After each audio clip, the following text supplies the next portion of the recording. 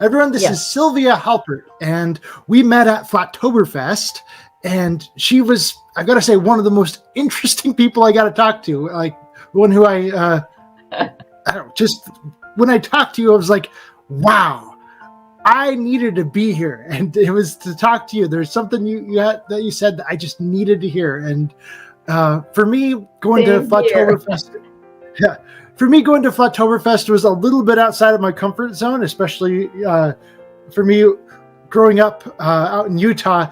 I live out in like the bottom left-hand corner of Utah, out in near St. George.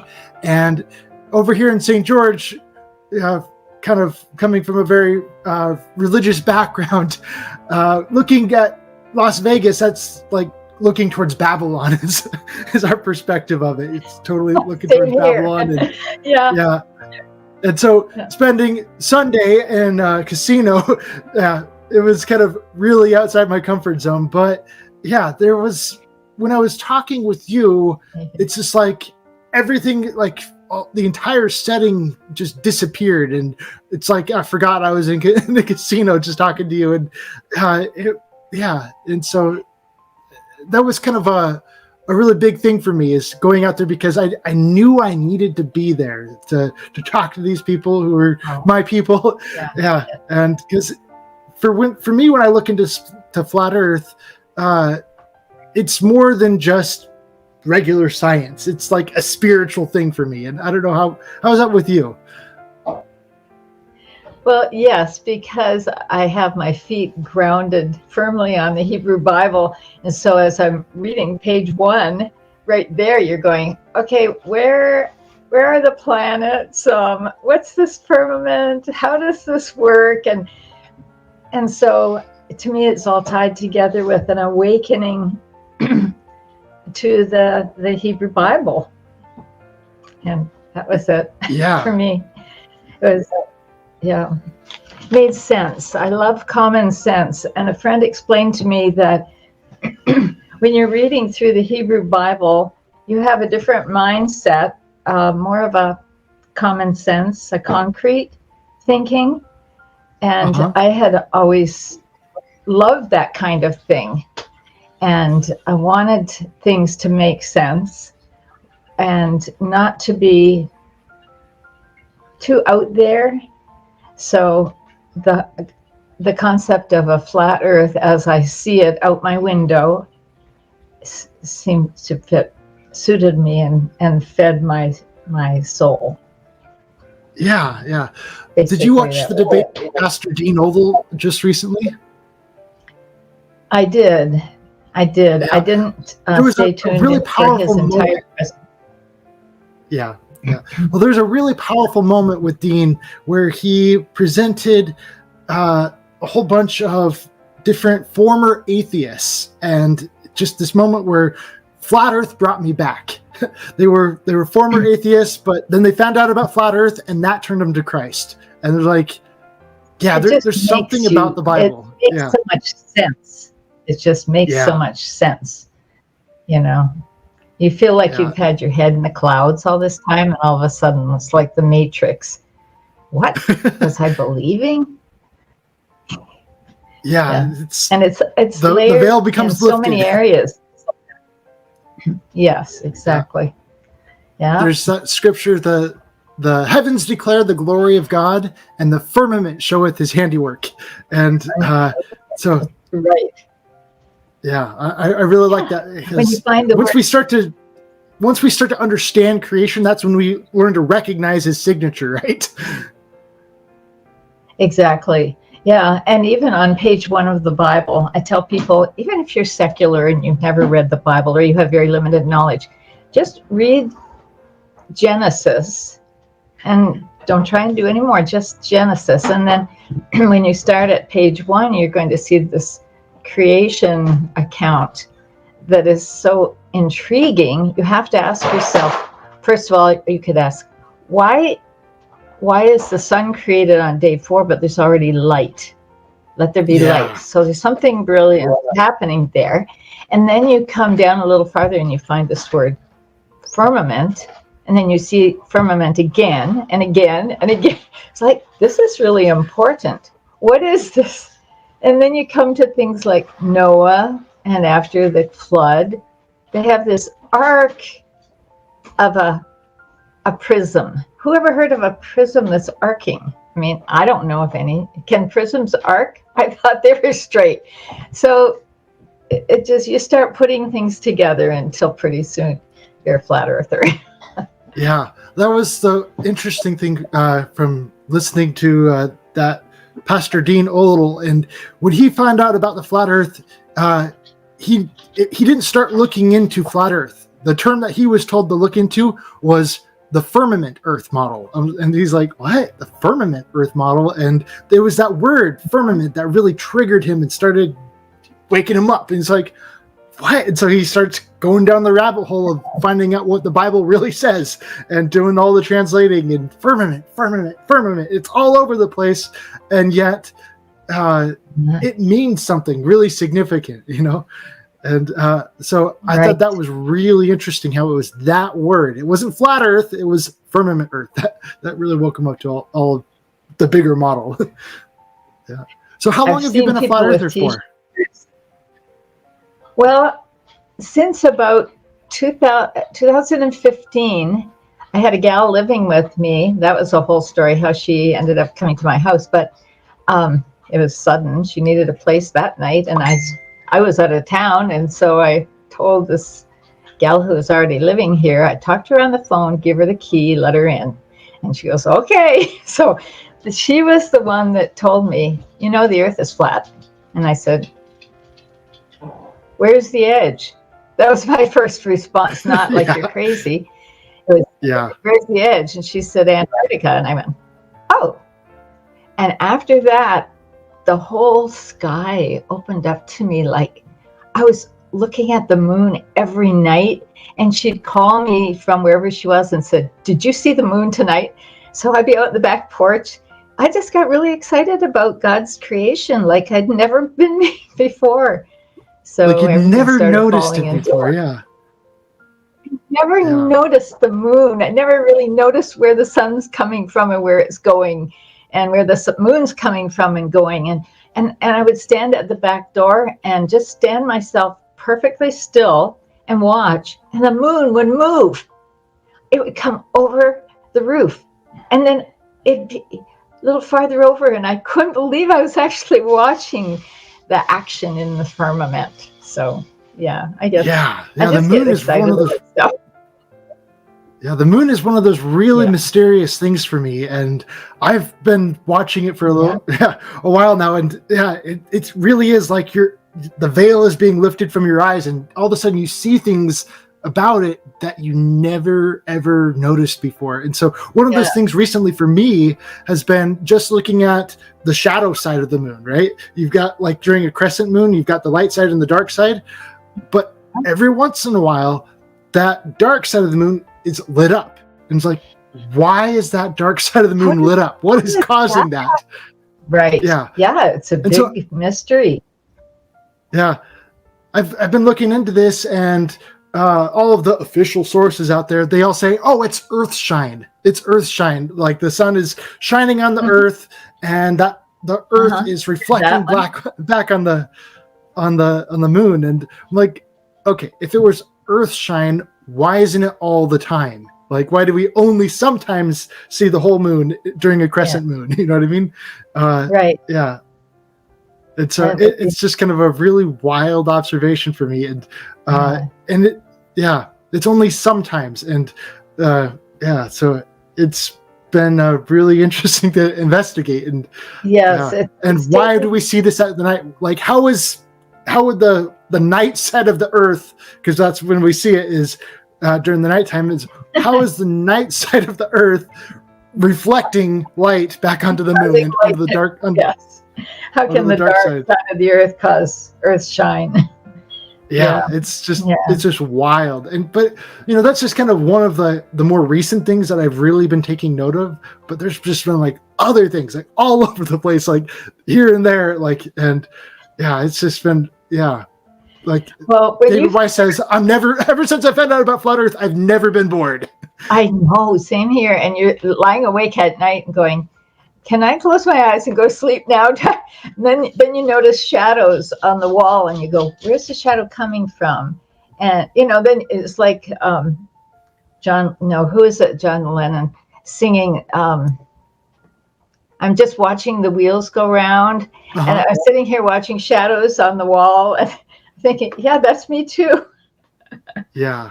The wheels go round, and it's like that. The Earth is so simple. The Earth is going, the moon and sun are going around, and one's chasing the other, and then it catches up, and then you got the seasons. So I wrote a book on the seasons, and I'm supposed to go pick up copies from my printer tomorrow and get it into my stores. So I'm happy about that, but it's a little bit scary because you don't know everything, and you're trying to write a book on it, but there it is. I'm putting my book out there, and you have to be brave, I guess, take all the criticism. But people need to know that there are answers for these things, and they make sense. Common sense, testable answers, tangible things you can explore and do yourself. Experiments. You do experiments in your kitchen, I bet, in your garage. You can do this stuff. You don't have to believe everything you're told. Yeah.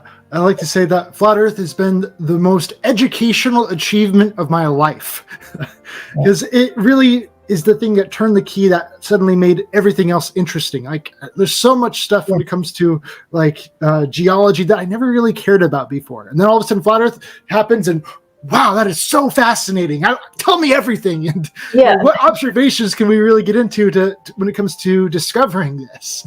And then you go off on a rabbit trail, and you got to come back through and do the dishes, But your brain is going the whole time, Like my kitchen sink has this window to the backyard, and I have a woods behind me.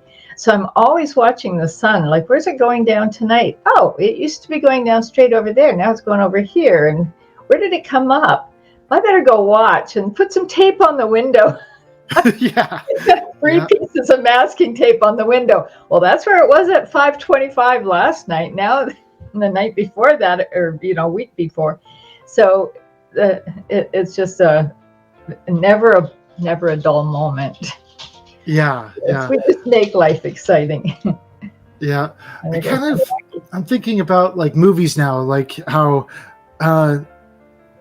like after you watch like a scary movie or something like that, all of a sudden you're aware of every little noise in the house or something like that. What was that?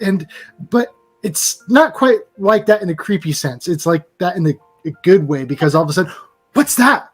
You know what I mean? Like, everything else becomes alive to you, and you start to really question everything. And it's like, why is that really happening? Just like the moon here. Right. It's like, why is that happening? And so it's kind of a very similar experience, but in a good way, like a more positive way. Right. You just get tickled by everything. That's what I love about you. You get excited about everything, and I'm like that too. And people go, "Well, where she grow up?" Well, sorry for that. I'm going to be 77 in March, so it's too late for growing up, I guess. Oh no, that's kind of the interesting thing that I've noticed as I've kind of gotten older is, this is just flesh, but the spirit on the inside, it's relatively about the same age. Like, exactly. Yeah, it's relatively about the same age, and so we can't judge everything off of the flesh, but we have to judge everything by the spirit, and because age is different when it comes to the spirit. I think we can change things by how we talk and think, and just not change things, but if you're thinking, like, I have a friend who the other day was, 3 times in the conversation, he kept saying, we're getting older. We're old folks now. And I go, speak for yourself. I'm sorry. I can't talk to you anymore. I feel like I'm getting younger. And maybe the Flat Earth has done that, really helped me with that. Just like when I took whatever pill, the Matrix movie a number of years ago, I thought, I'm like that. I'm just watching everywhere for myself to be awakened. And that's what happened with the 10 tribes. I didn't never heard about them, except that, well, I had heard about them when I was a child because my dad was a preacher and he was a historian as well. And he talked about Israel and Judah, but it didn't click until one day I remembered that I'd had a conversation with him when I was about 12 over a chart that he had. Actually, I have the chart right here. I was going to show it to somebody. So it's old and brown. I'll show you. Wow. That's cool. So we're talking about the 12 tribes of Israel and about how you've discovered a big part of it that kind of gets overlooked by a lot of different people. Because when it comes to talking about Israel, we normally talk just about one tribe out of all 12 tribes, right? And that's just the Jews. All we ever hear about is the Jews this, the Jews that, the Jews this, the Jews that. But we never remember that there were 12 tribes of Israel, and that's just one. And we need to really acknowledge that. What happened to all the other tribes? And so we often think about the lost 10 tribes, but why is it always just Judah? That's why do they get all the credit? And so you're mentioning here about the lost 10 tribes and about how the kingdom of Israel a long time ago, after the days of, was it during the days of Solomon or after the days of Solomon? After Solomon, at the end, first of all, we should explain that there is a connection between the flat earth and it's just a part of an awakening. And the people I notice who are awakening, I bet they belong to the lost 10 tribes and they're awakening too. And this awareness has come into their life so that, like you say, everywhere you look, you go, I'm seeing new things. So I believe that a lot of these, and they're Bible people, so therefore they're oriented that way, and they're going to be looking at their Bible.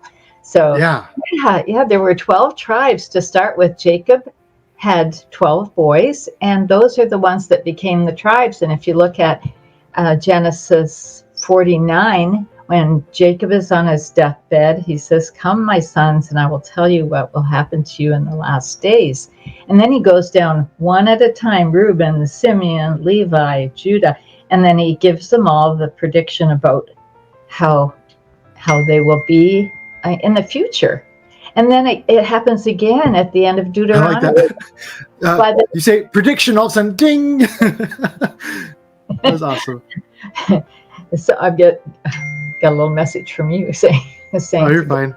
No, I have a friend in Israel, and she keeps me up to date with the booming that's going on in the distance.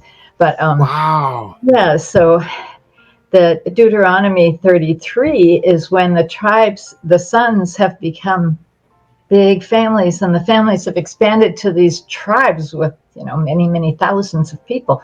So Moses is reiterating the same thing. It's like, come here, boys, the heads of all the tribes. I'm going to tell you more about your future. So you can put those two references together, the end of Genesis and the end of Deuteronomy, and you get a lot of information about where these tribes are, what they look like, what to expect, the different characteristics. So a scripture suddenly coming to my mind, that my sheep hear my voice and they come to me, they come when they're called. And so, when the Spirit speaks, everyone's like turns their head and like, I recognize that voice. And, and so I think that's kind of happening is, the Spirit is speaking and people are turning their heads and they're coming. And the veil is being lifted. And and so there is a huge movement of kind of awareness that's going on. You know what I mean? That's right.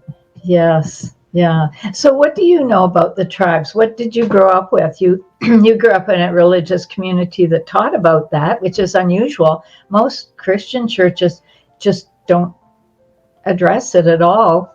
And well, I think there's kind of like a lot of politics that's going on like in the world today when it comes to Israel itself, and so a lot of people don't really like to talk about it. But for me and my religious background, we very strongly believe in the scattering and gathering of Israel. It's like a huge part. Well, the thing is that people don't realize there's a difference between the Jews and Israel, and that's what awakened me when I first saw this chart when I was a little girl, and I asked my dad about it. Well, aren't they all one kingdom. And he said, no, they had a rebellion, and the northern 10 tribes seceded from the Union. So the whole history of the Jews and the history of the 10 tribes is entirely different. And you can't actually call the 10 tribes Jews, because that was a name that they were given before they got carried off to captivity in Babylon. But of course, they came back from Babylon, but the 10 tribes never came back. Like, they're this mysterious entity. What happened to them? I thought they were God's people. Didn't they go to the mountain and get the 10 commandments? Didn't they come out of Egypt at Passover? So what happened to them? And that was the thing that really puzzled me. And I said, I'm going to find out. So that's what I told my dad. I like to refer to these as the lost sheep, right? The lost sheep. The Savior said, other sheep I have, which are not of this fold. And them also I must bring, and they shall hear my voice, and there shall be one fold and one shepherd. Right? Yeah, he said he was sent. Jesus said he was sent to the lost sheep of the house of Israel. And I thought it just included the Jews. But then he told his disciples, don't go here. Go to the lost sheep of the house of Israel. Yeah. And so not everyone was right there in Israel at that time, as you're pointing out. None of the tribes, 10 tribes. Well, there's a smattering of them that had come down because they were disgusted with the idolatry in the north. Because remember, the king who was set himself up there was not from the Davidic monarchy. He was from Ephraim, and Jeroboam was his name. And the king in the south was Rehoboam, the son of Solomon. And so they were kind of at each other. And God said, let them alone. Let them go. So the 10 tribes were on their own as a separate country, a separate kingdom, until, because of their idolatry and Baal worship and behavior, murdering and violence and stuff, they were carried off. Yeah, that's kind of what happens when people are wicked. They end up getting scattered, and then when they start to repent, they start to get gathered again. And I'm ready to learn. I'm ready to listen. It's been so long since they've been scattered, and I say we've been scattered. I take ownership of being a part of that, and I think we can tell where they went by where they're coming from. Mm-hmm. Wouldn't you say? You probably have ideas from looking at the descriptions given in Genesis 49 and Deuteronomy 33, what kind of people they are. And we can identify different nations that these people founded. They weren't just wandering off into some jungle. They had this huge destiny that was, you remember that guy, what was he, a wizard name? Who was the guy? Balaam, the prophet, the false, the pagan Balaam who came and tried to curse Israel. He stood up on a mountaintop, and they were paying him to curse Israel because they were afraid of this Israel. And he couldn't say anything bad out of his mouth. Instead, he says this. I can hear it in Hebrew because I go to a synagogue sometimes. Ma tovu, like, how wonderful are your tents, O Jacob. And then he goes into this description of how great a nation they are. And they're mad at him because he's not cursing them. And finally he just says, well, I'm just going to quit because God says who he has blessed, I can't curse. So if you take some of the words that he said, which God put in his mouth, about the nation, they were going to be great people and very powerful people in the earth. So when you're looking for the lost 10 tribes, don't go looking in a jungle. You're going to look for them in powerful places. Yeah. So you said you go to synagogues. Do you speak Hebrew? Like you said, you're hearing it in Hebrew. Well, I had a friend who used to practice conversational Hebrew with me on the phone. And I kind of wish I could do that again because it was fun. We would tease each other in Hebrew about, conversational Hebrew is slightly different from Torah Hebrew. But I mostly wanted to learn to read the Torah. I said, well, what Bible did Jesus use? And first of all, I wondered what he would be doing on Saturday. What would he be thinking? And I ended up walking out of church and going down the street looking for a synagogue. And God gave me one, and I went there for about 6 years, and during that time I got to experience the actual feast days of Israel. And Wow. I began switching over. I switched over, like, from the Christian ones, that from Christian theology, over to the ones that God had actually prescribed for Israel. And it was fun. The first year I got to go through all the feast days, and especially Sabbath. I started doing the Sabbath, and it was nice having the support of other people who were also keeping that day. So actually I started keeping the Sabbath many years ago because I said it's part of the 10 Commandments. Why are we not doing it? So that was a very enriching thing to happen. And I did practice my Hebrew when I was at the synagogue, because everything is in Hebrew. I mean, they do speak English, but when you're reading the Bible, the Torah portion, it's all in Hebrew. After a little while, I said, I really need to study this better. And I prayed to God, could you give me a teacher? And I got talking to a girl I knew in Jackson, Mississippi, and she said, oh, I know somebody who can teach you. So I called him, and he said, yeah. And we both got on Skype, and he taught me so much. He said, if you can read Genesis 1 in Hebrew, it'd be like having a whole year's course in Hebrew. So I never did finish the whole chapter, Genesis 1, but it was wonderful. It was so, I just get excited. Just thinking about reading a Hebrew Bible makes me excited. There's something about it, Kyle, and you're talking about the spiritual part of this. Wow, this is the language of creation. It's not that hard. There's only 22 letters, and they're in order in some places, like the A, B, D, E, like that, and then L, M, N, O, and Q, R, S, T are the same. So then you've got these 22 letters, and then you get, like in English, we have A, E, I, O, U. Well, there are vowels in Hebrew. So you have your little vowels chart beside you and your chart of Hebrew letters, and then you can start picking out the letters of the words. And it's been a pretty exciting thing for me. As you can tell, I get excited about things like that. But Hebrew is just amazing. And you learn to, yes, I wish I could. The thing with it is, I forget what I was going to say, it's just, it teaches you a more of a flatter type mindset. Hebrew is very concrete. Actually, when you're reading the Torah, it's kind of rough, and you have to take it all in context, but there aren't concepts that are really abstract or metaphorical. It's very here and now, provable, and so you have Israel is not some entity that is a spiritual thing that you can join in your heart. No, it's a group of people who were lost out there in the world, and now they're being found. It's a concrete thing, and that's the thing I like about the Hebrew. So yeah, ani lomed ivrit. So I study Hebrew. So oh, you do it. You do it. You study Hebrew too.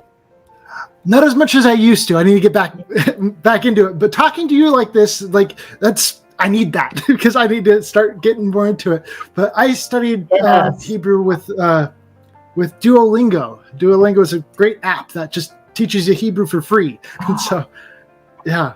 And so a lot of people aren't quite aware that they teach Hebrew on there, but it makes it really, really easy. And I really chose Duolingo because I really wanted to learn to read and write Hebrew. And so it's not ancient Hebrew, so it's not quite the same, but it's a start. Yeah, it's a start. It's the most wonderful thing. Yeah. And back in the late 1800s, there was a movement among Jews worldwide to start thinking about going back to the land. And among them was Theodor Herzl was the father of modern Zionism, which God is a Zionist. So if you don't like Zionists, there's the biblical Zionist is God's people and God's land. But he was saying we need to go back to the land. Then simultaneously, another man named Eliezer ben Yehuda, have you ever heard of him? No. Eliezer ben Yehuda, he said he got it in his heart and in his mind that we should be speaking the ancient language of our people. So he determined he was going to only speak Hebrew. Well, he came into some problems, like for things like for modern days, how would you say toaster in Hebrew? How would you say car? So he went into the Bible and he found words that could be used. And he coined these words, and he just had a blast making up all these words and then putting them together with the Hebrew from the Bible until he formed the modern Hebrew. And it's the greatest miracle when you think of it, that after being gone for 2,000 years, and all they had was the biblical Hebrew from reading it in the synagogues every week, to now this man is saying, actually, we can speak it, you guys. And he started writing a little journal every week, and he moved to Jerusalem, and he taught the people to read it in Hebrew, and he'd put little words at the bottom. Now, this is your vocabulary for the week. It will never be shown up again. You have to make a little dictionary at home or so. Pretty soon, here we are, 100 and what years later, the whole nation speaking Hebrew. What a miracle. Yeah. And I mean, that's the fun thing that's about a sign that God's in. the fun thing about learning Hebrew is finding like all these hidden meanings all throughout the Bible that you never really were aware of. And so I was listening to Karen B and Just Jack because I really like watching their scripture study, even though I don't agree with every little conclusion that they come to, but they have a really deep, profound scripture study when it comes to just studying the Hebrew and paying attention to all of the meanings behind the words. And that's what I think gives their scripture study like real power, is by that taking the Hebrew under the the magnifying glass and that taking that good look at that. And when you start to look at it that way, I like how Just Jack, he pointed out how when in Genesis, when it starts going on, and so begat so-and-so, and so begat so-and-so, and so begat so-and-so, it's really boring in English. But when you look at it in Hebrew, every name has a meaning. And when you start to understand those meanings, it comes alive. And a lot of times people would name them over like significant events in their lives. And so this whole naming or just kind of reciting the genealogies is kind of like at a glance, a way of reciting history for them. And a lot of people goes over everyone's head in English. They don't realize that every name that's in there is part of the cast. It's part of the plot. And you can't just skip names, because even if they go off the track and you get like Joktan, and then you go back over and you get Peleg. What is it? Remember those two boys, Peleg and Joktan? Who are they? They're the sons of, you start with Seth, who's the son of Adam. And I mean, this is real stuff. This is concrete people who we descend from. You got Seth, and then you've got on down to finally you get down to Noah. And then after Noah, you have these three boys, Shem, Ham, and Japheth. And then where did they go? The whole world was populated by these three boys. And one of them got cursed. The other two got blessed. And one of the blessed boys got the cursed guy's land. And so, this is not just boring genealogy. These are real people. And then where are they going to go? And you don't want to follow that guy unless you're just interested, but you want to follow the one that goes down to the righteous people who pay attention to the genealogy and listen to their dad and hear the stories of what happened before the flood, for example. Like, tell us, Dad, about the giants. Tell us the whole creation story about Adam. And they lived for so long that they were able to pass on a lot of the stories. Like Adam lived a long time, and then his son Seth, and so on down to the Noah and his boys. And you find out, going from Noah, you go down through Shem, all the way down to the Shemites. We call them Semites. Well, the Semitic people, then it hives off at Abraham in two directions, Ishmael and Isaac. I never And put that Ishmael together becomes the before. What Arab. you're saying there, the Shemites Isaac, and Semitic people. That one you just Semites. showed me something there. I'm like, Well, that's what Semitic means. Well, I never got that before. yeah, right. But some of the Shemites or Semites under Abraham went one way under Ishmael, who was the son of the concubine Hagar. They became the Arabs. So that's a whole big, and you can read about the prediction or prophecy about them, what kind of, their personalities and so on. And then you go the other way to Isaac, and under Isaac, then Isaac has two boys, just like his dad had two boys, but these were full brothers. The other two were half brothers. These two were Esau and Jacob. Well, which direction do we go from there? Well, Esau didn't care. He liked girls and food. But his brother Jacob would hang around his dad and learn the genealogy, and so the blessing went to Jacob. Yeah, there was a lot of conniving there, but God's standing over everything, and he says, okay, it's going through Jacob. And then Jacob, who are his boys? Well, we know they're the 12 tribes. So all three of these fellows, Abraham, Isaac, and then Jacob, and they're in alphabetical order, which is easy, were given a visitation by God, telling them that they would be great nations, that they would have multitudes of descendants, and that their descendants would bless the world. That's the Abrahamic covenant. It's yeah. And then he repeated it and even added to it for Isaac. He said, all these lands that you see, these are for you and your descendants, and they will be more than the stars of the sky and the sands of the seashore in multitude, and they will bless the world. Well, this is a kind of a strange way to start a religion, but you don't have a bunch of rules. This is your people will multiply and bless the world. And then the third one is Jacob, and to get the job done, he needed 12 boys. So he has 12 sons, and they all fan out in different directions to bless the world. And the new number of them so great that it's innumerable. Whereas the Jews, of course, we know they were one of the boys. They were the fourth son. There was Reuben, then Simeon, and then Levi, and then Judah. And those first three boys disqualified themselves from being the family prince. So it fell to Judah. But then there was another firstborn, and that was from one of the other wives. Do you remember those three? Joseph. Yeah, Joseph came from the favorite wife, the one that Jacob really wanted to marry, and he was tricked into marrying her sister. Remember that story? Yeah. And so he was a firstborn. So you got Joseph is another firstborn. So it's an interesting situation. You got two firstborns. Yeah. Anyway, that's my. Yeah.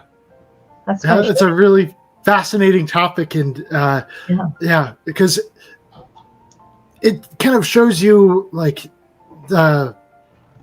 there's so much more to the story than just the Jews, but it's a story about all of the tribes of Israel here. Right. And, but the Jews have been the identifiable ones all these years, and they've been the brunt of a lot of persecution and evil speech and the Holocaust, and they went through a lot, and God was very strict with them as the big brother. So, but now they're back in the land, and that's part of the story that's so exciting for us to be living at this time. I was 1 year old when the United Nations voted that they should get their historic land back.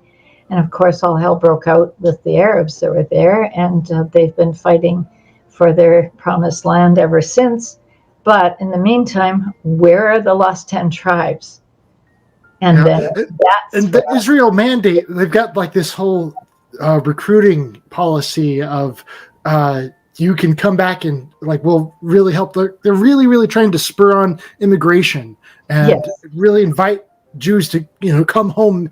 Oh, I know. It's very exciting to see. This is biblical prophecy. The other day, a friend of mine was over and he said out of his mouth, I couldn't believe it, but I was excited. He said, he's Jewish. He said, I don't belong here. I said, what do you mean? I know that. I've been telling you for a long time. He says, I've got to go to Israel. I got to make Aliyah. And I started crying. Making Aliyah, that's the term. Yeah. Yeah, making Aliyah. Aliyah means go up. Like Jerusalem is up compared to the rest of the world because it's the place of God's abode. It's his nation, his city. And so I after he left, I just cried because I just thought it's so real, and I want to go too. But I'm not Jewish, so I mean, I was so wanting to belong somehow to God's people that I took courses to convert. I took 13 out of the 16 classes when all of a sudden God hit me. The 10 tribes you are not Judah. Don't pretend you're from that tribe. And I said, well, I must be from one of the other tribes. And somebody said that to me and they were making fun of me. And I said, no, you're right. That must be why my heart is going like this. I'm tugging towards Jerusalem. And I'm off the road to Rome and onto this road to Jerusalem. Why is this happening to me? And then my family and I, that's something I've really considered multiple times, is actually moving out to Israel, believe it or not. Yeah. I've talked to my wife about this many times, and right now with all of the war going on, it's kind of a scary thought though, but well, you know what? People are still coming there. People are. They're beginning to think, for Jews anyway, not the other tribes yet. It's not quite time for them, but for the Jews, it's becoming more dangerous out here with the anti-Semitism than it is actually where you're in harm's way from shells coming over, So, and like I say, I have a friend who I'm online with all the time. She's giving us the updates about what's happening in Gaza. So it is dangerous, but they're in the promised land, and it's up to the Jews that are there to take their position as people of God and to protect that land and to return to him and to keep his laws and go back to acting like covenant people, because like you were saying about before, it's a covenant thing that's happening here and always has been with the Jews. But now the exciting thing that's happening is the 10 tribes are awakening and they're going, I'm one of those covenant people too. Well, how do you know? Well, why would I care about the ancient kings of Israel? Why would I care about Jeroboam and Rehoboam and the fighting? Or why would I care about any of that? It's like... Yeah, and there are people who can be adopted into a tribe of Israel. Yeah, exactly. That's a thing, being adopted in. Right. Yeah. So you don't really have to worry about that. Like Isaiah 56, is it, that says, those people who say, I'm a stranger, I'm not... Well, if you keep covenant with God, and it does say if you keep the Sabbath and you cling to the covenant with God, then you're welcome, just like anybody else. And all through, you probably noticed in the Just Jack studies where they come to the law that applies to everyone, including the sojourner among the children of Israel. Yeah, the sojourner abides by the same laws too. So you're allowed in. The God of Israel is very open-hearted, but he does expect you to obey. And that's like the Constitution. You have to obey the Constitution of Israel, which is the 10 Commandments, and then the other laws that go with those 10. So that's you mentioning 10 Commandments. It kind of leads to another thought I've had recently. Is one of the 10 Commandments is not to make graven images of that which is in the heavens above and the earth beneath. And so I've been looking at that. Yeah, and the waters under the earth. I think it's just waters too.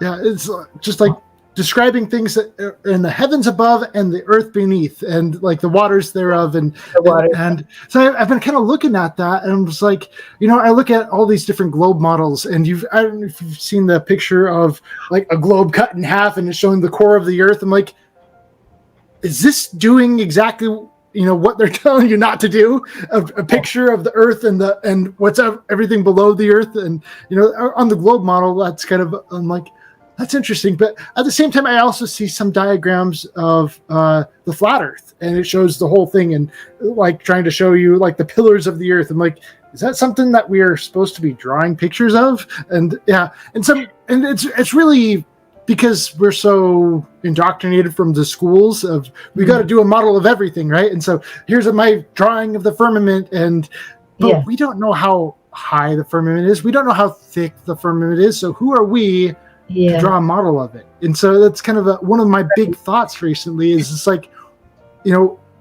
what is this commandment really saying here? And for me, it's kind of realizations like, don't draw pictures of things that you have no ability to understand right now. You can't measure the firmament and exactly how thick it is. You don't know exactly how far away the sun is. So don't draw pictures of that stuff, because you're going to be wrong. Without having the ability to verify it. As far as that commandment is concerned, I think that it's in the context of idolatry.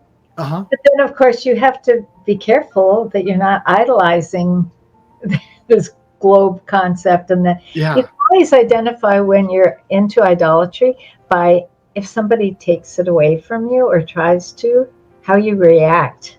Wouldn't that be a way of judging? If somebody takes away from you and you cling to it and you scream and holler, it's maybe because you're leaning on it and you're depending on it instead of Jehovah, the God of heaven and earth, the great creator. And I think that's, with flat earthers, like, we all get really excited about the flat earth, and there's people who accuse us of making the flat earth an idol and stuff. I'm like, you know what? This is like, I just see it as our Heavenly Father's signature. That's the signature of the Creator. And so as long as we can point back to Him, I think we're pretty safe here. As long as we can point it back to Him as this is His creation. Give Him the glory behind all of it. And it's only natural that we should be focusing on it and getting excited about it while we're learning. And then after a while, we'll take a big breath and go, okay, well, I can go back to whatever else, and it'll just be my part of who I am and part of what I believe and what I know, rather than using the word believe. I like that, where Boyce talks about, no, it's better to know stuff than it is to believe it, because when you believe it, you have to do stuff you have to accept things by faith. And that was where I got excited about the Hebrew concept of, it was so concrete that the ABCs were like, it's all about your action and your behavior and your conduct. It's like how you act as a person. That's your ABCs, and it's tangible, and you can see a person behaving. And the same with the flat earth. It's like, you can see it, you can prove it, you can test it. And that kind of was the big topic of all of my big warpath of all of last year, basically, was just, people claiming that science never proves anything. But it was like, that's the whole purpose of science, is to test things. To test means to prove. To prove means to test. And if we can't test it, then what are you? One of the big points of science is to investigate and to test and to learn more about it. And exactly. And you can define things, and they're tangible. But there's a real problem when you get into things like relativity and subjectivity and abstraction. Those things aren't testable and provable. And doesn't it bother you when people talk about dark energy? It just goes against my sense of reality. I want reality. And when you say that, or space-time and relativity, and I just don't know whether those are real. And I do love reality. I think that's really important to have your feet on the ground. Yeah, it kind of reminds me, anytime we talk about like relativity, I'm always thinking back to this whole Brian Cox conversation. And Brian Cox is like one of those Neil Tyson kind of people, like one of those really famous astronomers. And he's one who directly said that the Flat Earth Society got it right and that the Earth is actually rising upwards. And so I talked to some people about it, and it's like, oh, he's talking about relatively, like, and they kind of mix their words around, and there's no real up or down, and so up is down and down is up, and they just convolute it as much as they possibly can until there is no meaning of anything anymore. Yeah, and that is not the Savior's plan. That's not how the Creator organized things. You know, He made things to be understood. Yeah, at least within our realm, anyway. That's what I tell people. The Bible is at about a grade 7 or 8 level. You can read it. Just go ahead and read it. You can do it, and it's not hard to understand. And I have a friend in Australia, and she's not standing upside down. You know, the sky is not below her. It's when I think of what I used to believe or adhere to, or even teach my kids when I was a teacher. I had grade 5 science in Canada. And I remember drawing a great big sun on the chalkboard and little tiny planets and little tiny moon. And I taught my kids that, and God forgive me, I just bought into it. But thankfully I'm not anymore. Now I'm trying to make up for it. I've been trying to find ways to get my kids more involved. And so I've got my little 4-year-old daughter over here, and I was talking to her, is the Earth a globe or is it a ball? Because I don't know, over at Head Start, she's just surrounded by a whole bunch of globe birthers and stuff. So I'm like, I said, there's a globe ball. Sorry. Is there a flat or is it a ball? And she had to think about that. And and so I told her, I'm like, okay, listen, if the Earth is a ball, okay, that means if you were to stand over here and then you walk around it, you're going to be standing upside down if you go over here. And so I want to put that on video as soon as I can. But it's just kind of to watch them think it through, and just to kind of see, do you think there are people living upside down far away? And and just kind of let them kind of see how silly it is.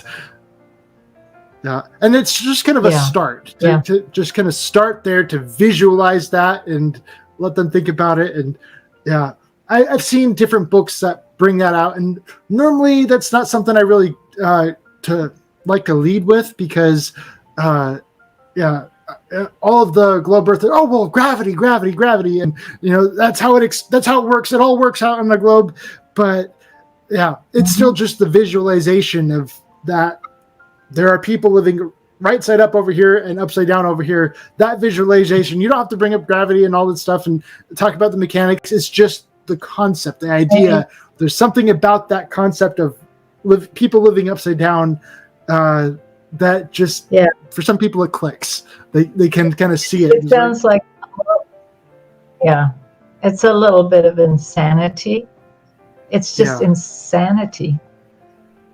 And even when you think of buildings going in the distance, shouldn't they be leaning back a little bit?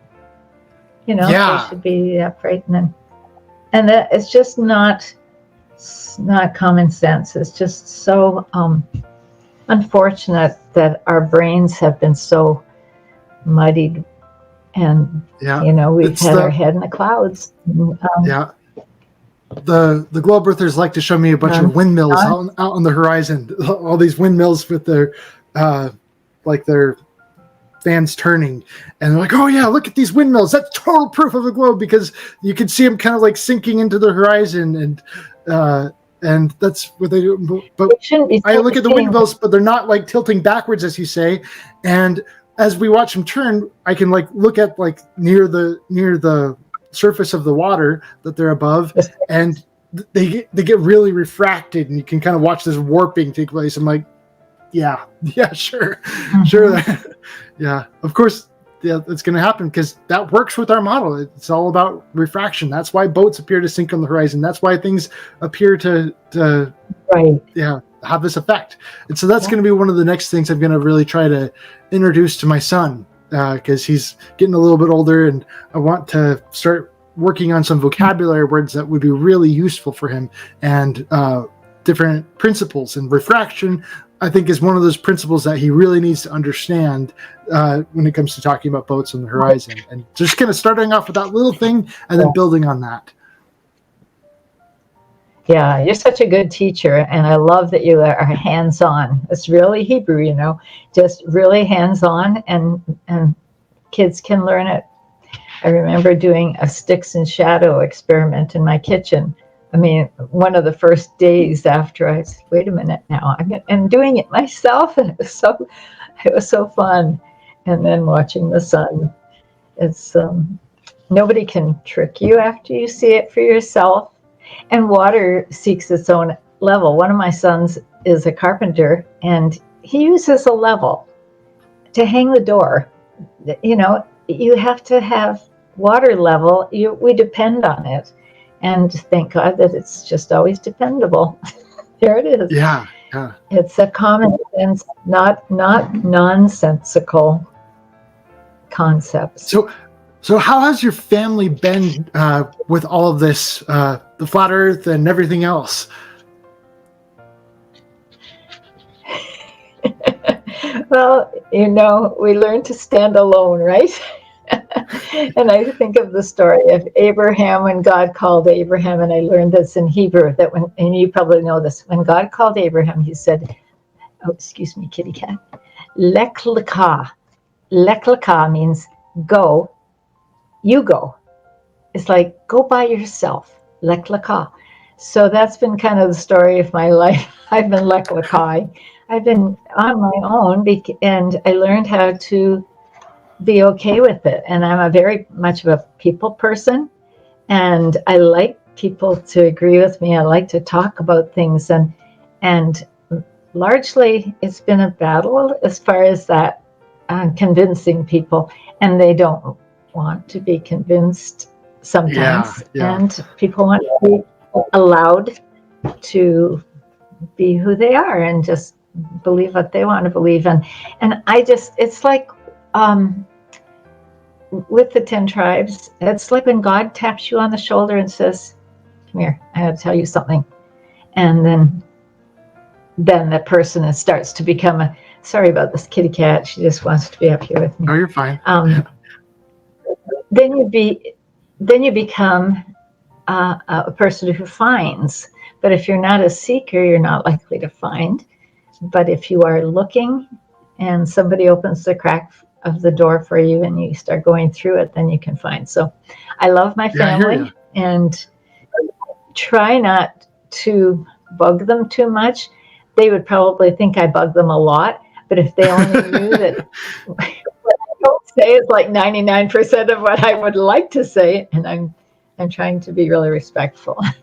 So I get you. Here I am. They support me, and they say, it's great that you're writing a book, Mom. It's great that you're selling books and stuff. But it's not for them. So their time will come. There's power in praying for finding the right people to talk to. Finding ripe fruit is the way I like to describe it. And that was one of the big takeaways I got from all of Flatoberfest, is the whole fruit on the tree. There are some people out there who are ripe that will just fall into your hands and they're ready to hear it. And there are those who are just not ripe yet. They haven't had enough experiences with the world of, discovering all the many, many lies all throughout the government and all that stuff. And so they just hold on to the government and tight, and they're not ready to fall yet. They're not ready to let them go. And so, just wait a while longer. And it's just a matter of time, because the government is that messed up. It's just a matter of time until they fall and are ready to let go and ready to see things with new eyes, because it's being willing and ready to see things with new eyes. That's a huge part of it. Right. And people have reasons for not having their eyes open. They are on their own journey, and just love you and you're and dear. And sometimes you get your satisfaction from talking to the clerk at the checkout. The other day, Yeah. I got talking to this lady. She says, I said, I always notice you because you're really upbeat and you're always cheerful. And she said, you are too. And I said, well, we learn things every day. We're learning new things, and it's exciting to be alive. And she said, we learn something new every day. I love that I'm learning new things every day. And I said, do you know what I learned today? And then I started telling her about some flat earth thing that I learned. And she goes, that makes sense. And I ended up giving her a little card for Flat Earth 101 and Flat Earth Dave. And she said, thank you. You're cool. I'm cool with the checkout girl, but my own family thinks I'm a little bit woo-woo. The saying goes, no man is a prophet in their own home or own country. I'm not sure. Yeah. That's a very true statement. Yeah. And so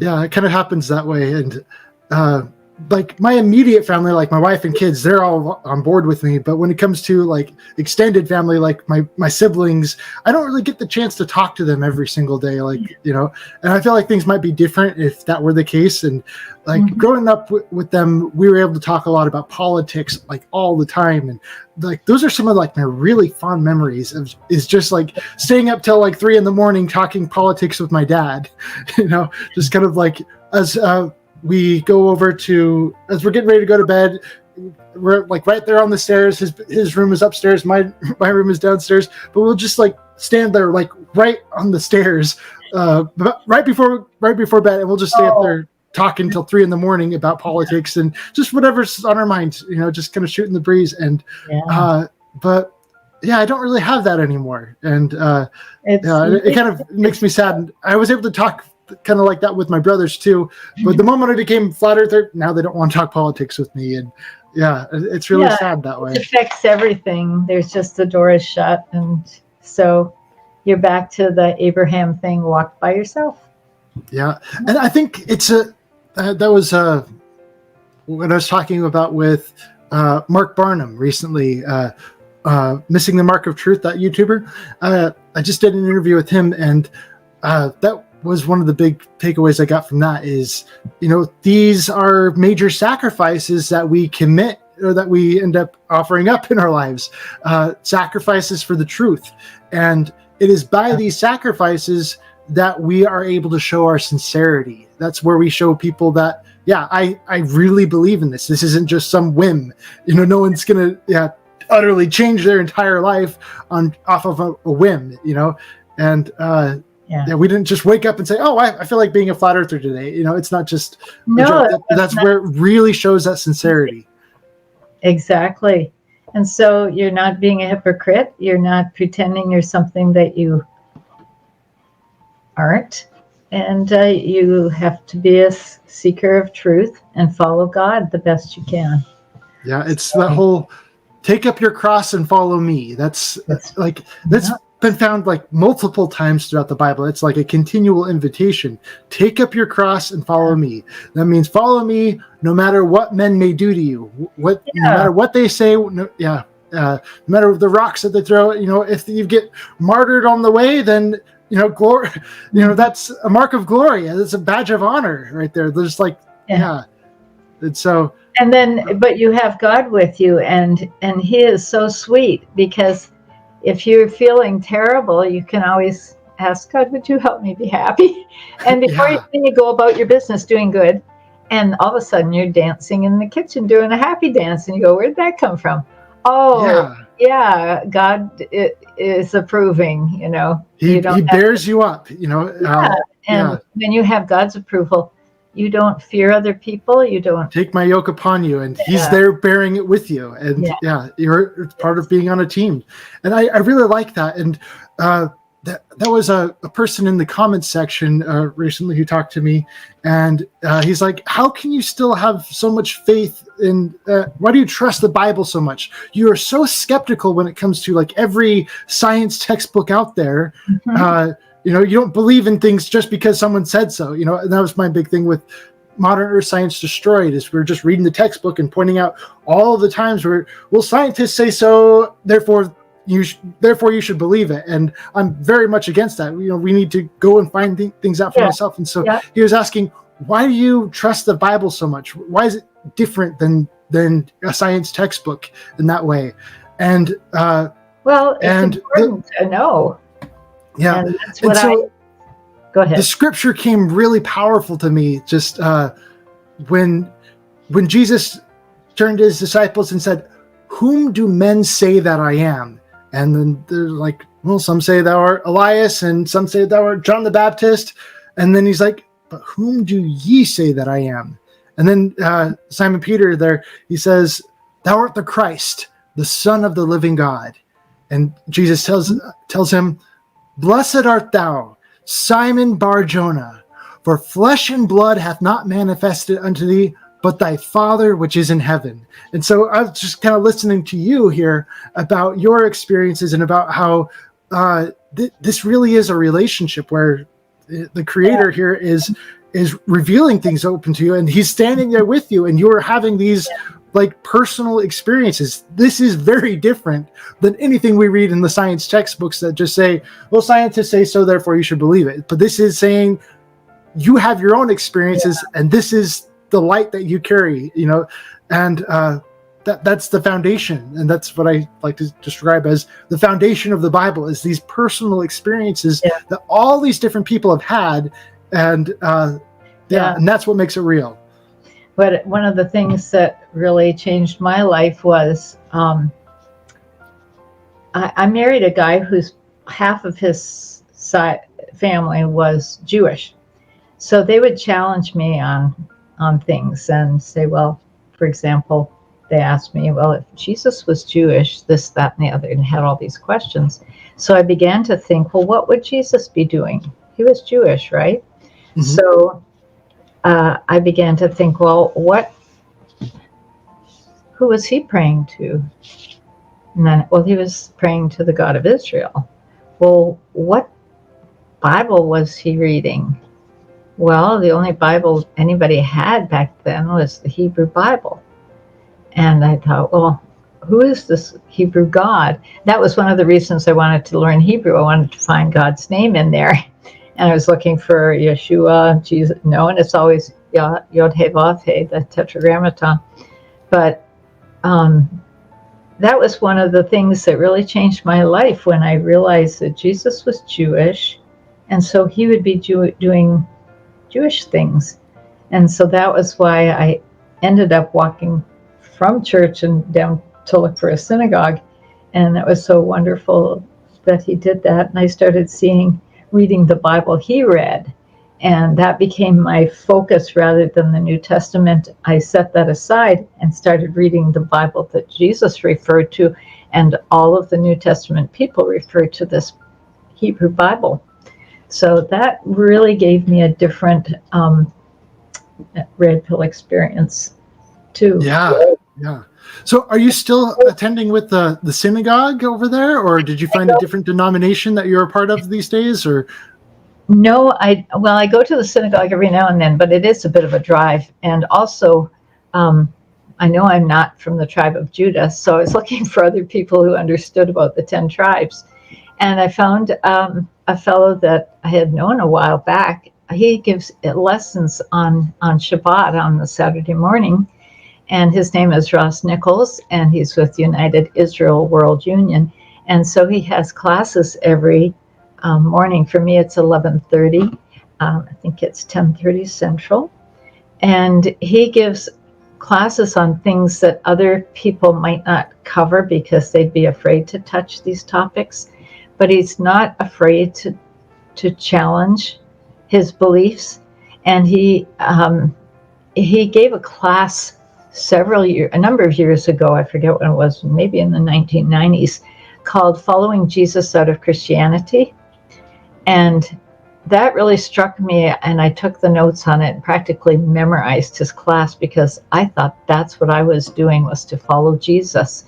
And it took me out of Christian theology and that whole mindset and to a synagogue where they worshiped God, the God that Jesus worshiped, and they read the Bible that Jesus read, and they kept the 10 Commandments, and they kept the feast days that Jesus kept. And so my focus has more or less changed from looking to Jesus to looking to the one he was pointing to. Does that make sense? That he was pointing to God. So I should be, it's not like I was switching gods, because I never believed that Jesus was him, but Jesus prayed to him. And I thought, well, okay, let's pray to him. I like that. That always stood out really strong to me. When Jesus taught us to pray, he said, pray to our Father in heaven. He never he never once said, pray to me. Yeah, it was he very well could have done that. He could have just said, pray to me, but he said, pray to our Father, which is in heaven. Yeah. And that's the way we should. Our Father is a very comforting thing. If you're feeling alone and you start praying that prayer, you can stop at the first phrase, our Father, I'm not alone. It's just such a wonderful thing. And so that's a very Jewish prayer, I guess, very Hebrew prayer, where you're praying to the Father. And so that's where I am right now. I pray to the Father, and I read the Father's book, and I read the Hebrew, and I try and read it in the language he created the world. When he said, let there be light, he said, yehi or. So I want to know that language. Yeah. And so kind of getting into all this, like when it comes to discovering, like, or rediscovering the Lost 10 Tribes, has it really kind of sparked your interest in family history work? Yes. As with everybody who gets into the first thing they want to know is, am I Jewish? Am I Jewish? Can I find my Jewish heritage?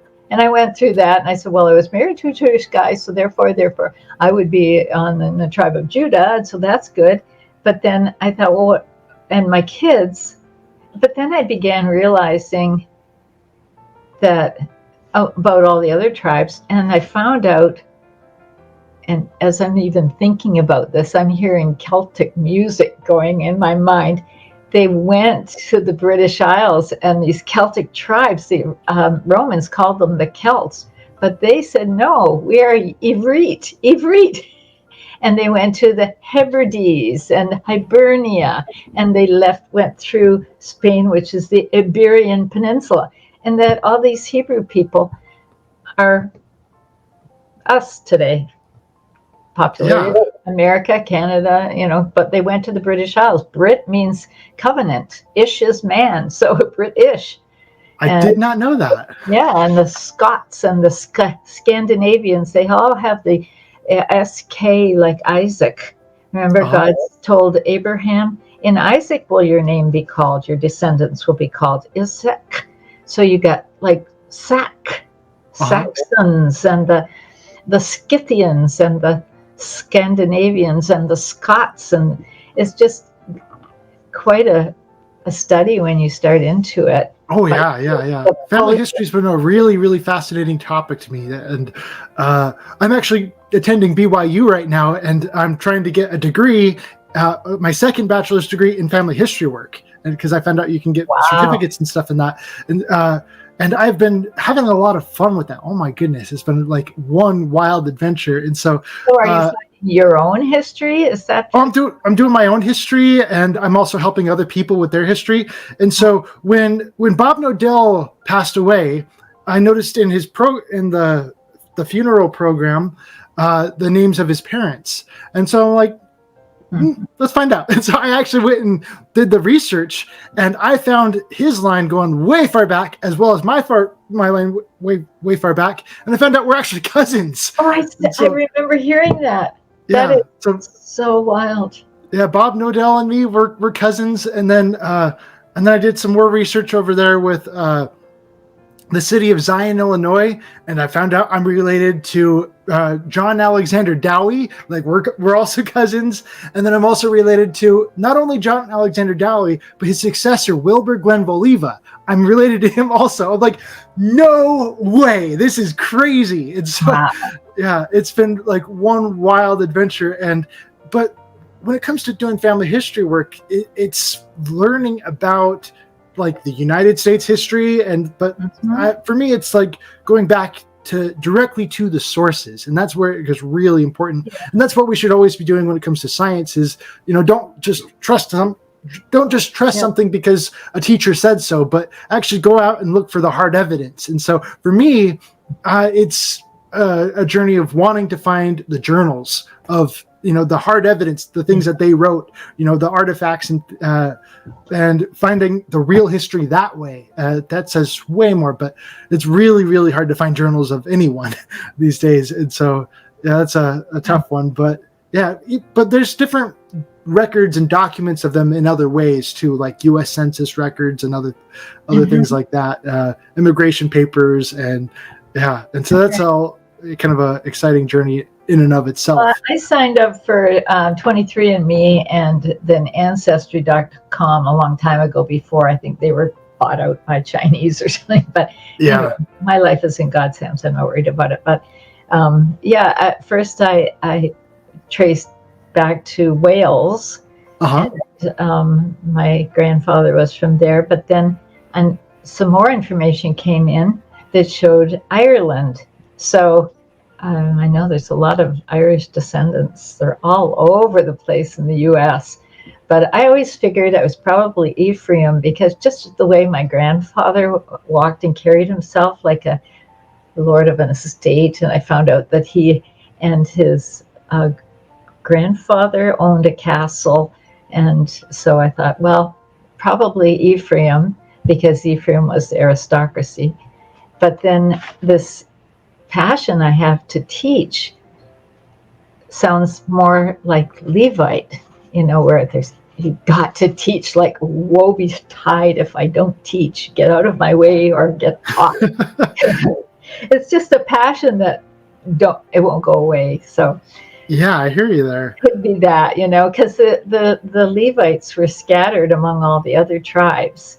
And so probably there are a lot of Levites who are seekers today, who are trying to teach others, and maybe they'll be able to trace their lineage back.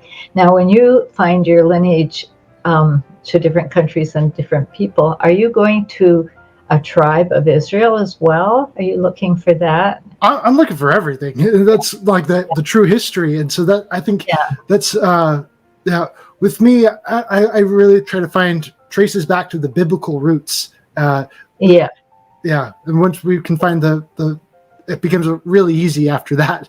So once we find like one of the biblical names, and I've done that a couple of times. I did that with Bob here, and found our names back to the Bible there, which ended up tracing all the way back to Adam and Eve, which is really cool. So where was it? Through Shem, Noah's son Shem, then?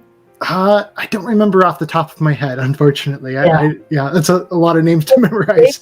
Japheth went east, and then Ham went south, and Shem stayed in the Levant area and became the Shemites. And then from there, the 10 tribes who were part of the Shemite people, they went over to Assyria. And then from there, when they scattered, they went through the Caucasus Mountains and became the Caucasian people.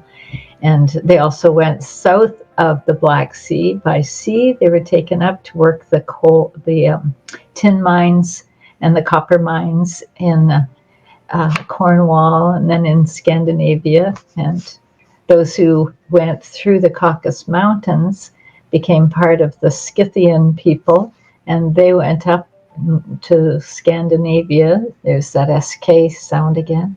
So it's very fun doing this. It's all one really big, exciting adventure for sure. You know who the best author on this and who's done the most research on the Lost 10 Tribes is a man named Yair Davidi, Yair, and this is one of the versions of his books. I don't know if you can see it.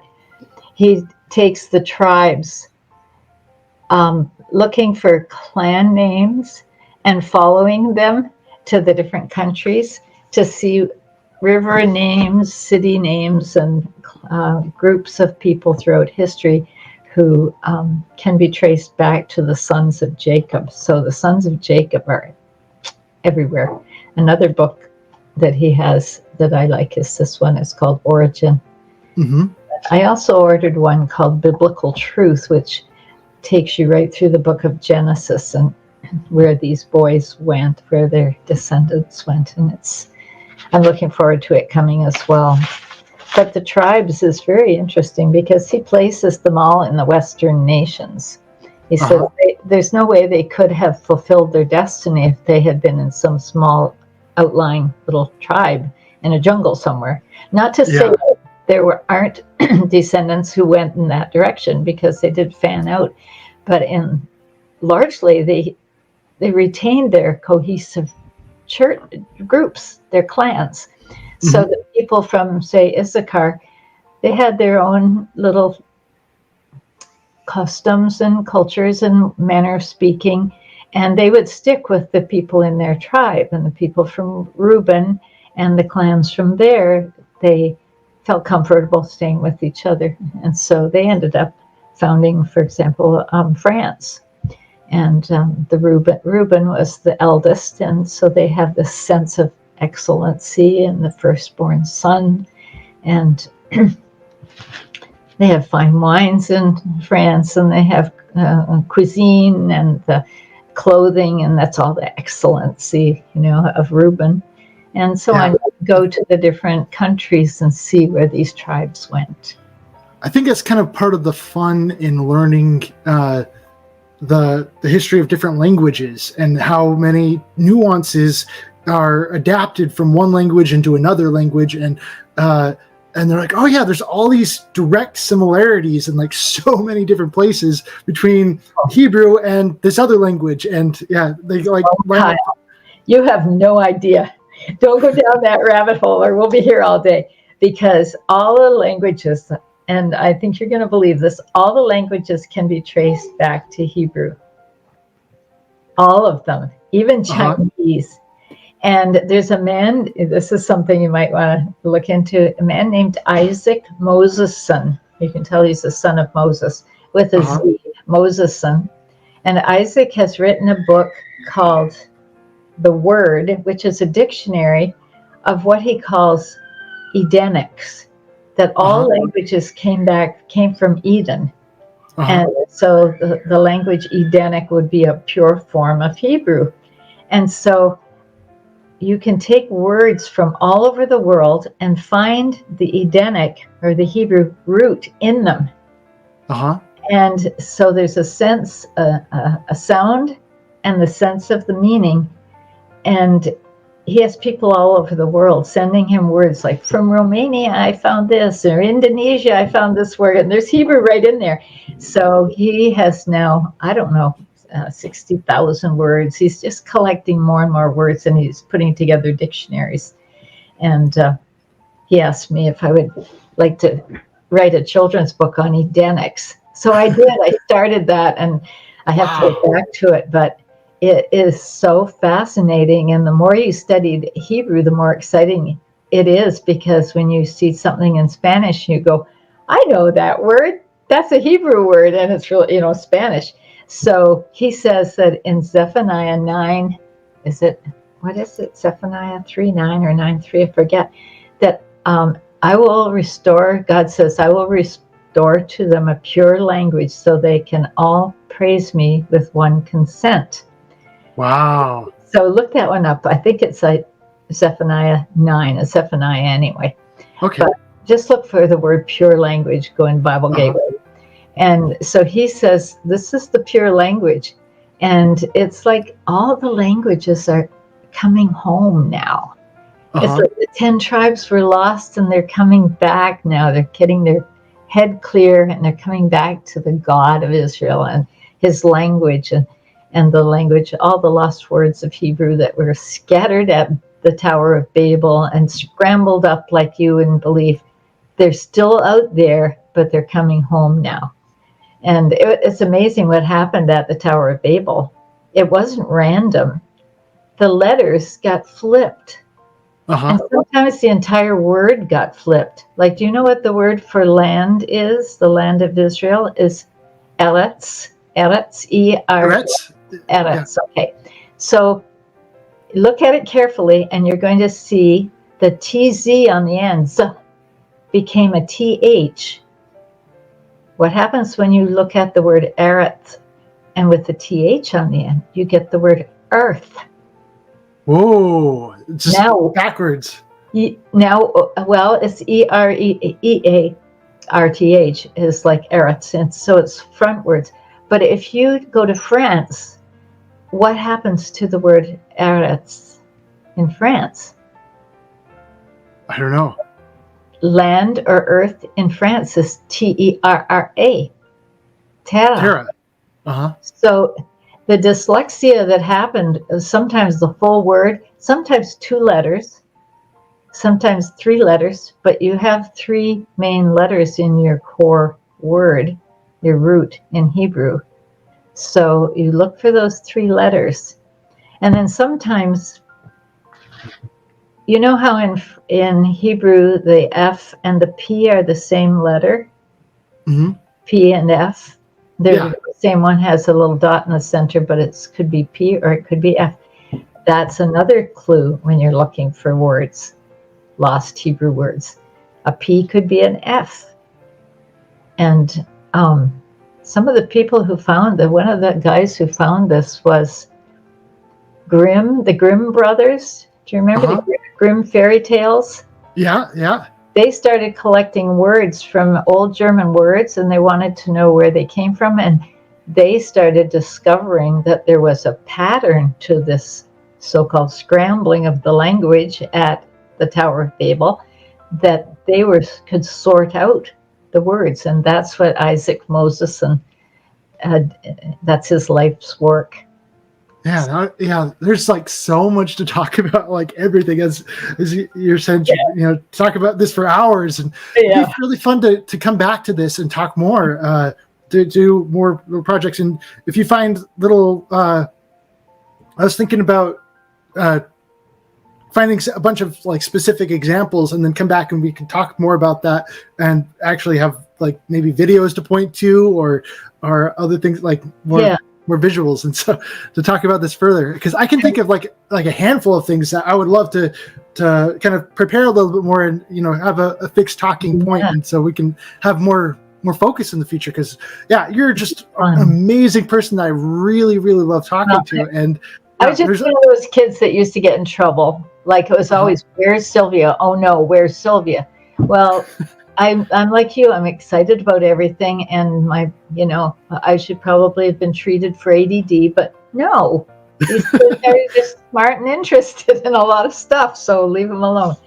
So that's me. I just feelers out in all directions, and I learn a lot and have fun doing it, and I like to share it. So couple that with that teaching. I definitely want to have you back though, to explore more, because there's so much more to explore. Yeah, every day is fun. Every day is new, and I really appreciate talking with you, Kyle, and hearing your enthusiasm for life in general and for learning new things. And when I talk with you, the spirit is there. It's electrifying for me, and so it really is electrifying, and it makes me it gives me that boost. God is so wonderful. God is he's Jehovah is so wonderful, and he's so waking us up and making our life exciting and fun, and that's just the way it is. And I'm so thankful. I mean, I'm so thankful that he showed me stuff, and I just want to show everybody else so they can not miss out on it too.